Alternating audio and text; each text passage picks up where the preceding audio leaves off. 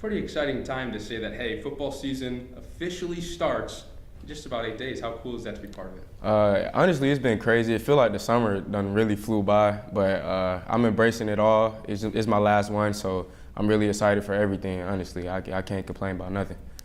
What would you say this season, with how high the expectation is for this defense, for how high the expectation is for your defensive coordinator, how do you make sure that execution, like I talked with Coach, started well the last couple years and just trails up? How do you make sure that stays at the same level for an entire 14, 15 weeks? Well, I'll say that started back in January after the season. You know, we made it a goal of ours to, implement our standard and stay on that the whole year. And I feel like we've been doing a good job. And, our standards would come and play at the end of the year, like when we did have a 5-game losing streak. So if we can uphold our standard like how we know we can, I feel like we won't have no problems.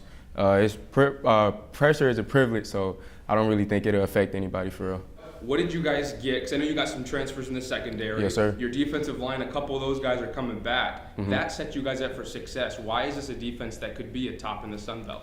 If you ask me, I just feel like everybody's hungry. Everybody on our defense is hungry, from the D-line to the linebackers all the way back to the DB. So I feel like that keeps everybody pushing each other, and that just makes everybody better in the end. Where do you think your defensive coordinator has grown from year 1 to year 2 the most? I'm going to start off by saying Coach Bailey is a hell of a coach. He's one of the best coaches I've ever had. I would say he's done better at, helping everybody really truly understand the scheme. Because I feel like last year it was more like Coach said, he came in 4 days before spring ball, so it was kind of crazy. He didn't really have the time.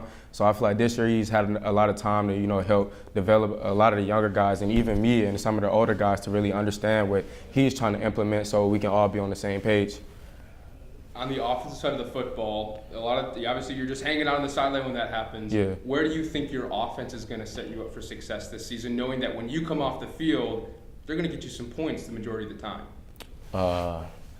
I just feel like, we feed off the offense. So, when they go out there and score, that makes us, our goal is to always get them the ball back. And I love to see them score. I love to see everybody eat. When we all eat and we all good, you feel me? So it's gonna be good.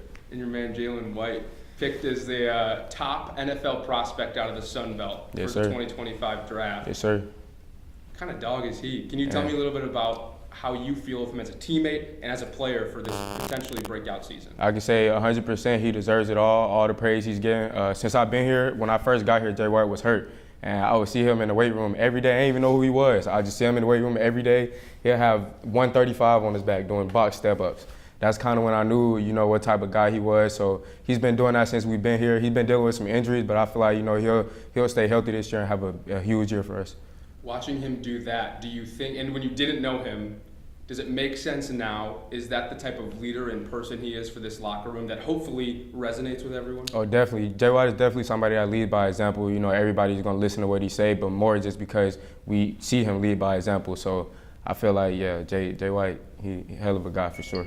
As I asked Coach the last one, 9 of you guys being recognized in the preseason, how much confidence does that give a player like you being on the preseason team? But then also, what kind of bulletin board or like chip on the shoulder does that give some of the guys that maybe deserve to be on that list that just can't fit? Because it is just a list that really doesn't mean anything, but it is pretty cool to be recognized. It's pretty cool to be recognized, as always, but if you ask me, it doesn't really mean anything. The one that really means something is the one at the end of the year and where we stand at the end of the year. So I feel like it's a good confidence boost for the team, but overall, I don't think we should get our head blown up about it. We just need to keep our head down and keep working and hopefully get more guys on. Like you said, some guys probably weren't on there, but we got a lot of guys that still deserve to be on there too. So we're going to see how everything shake out by the end of the year. So how do you make sure, come the 1st of January, this team has something to be happy about and be celebrating?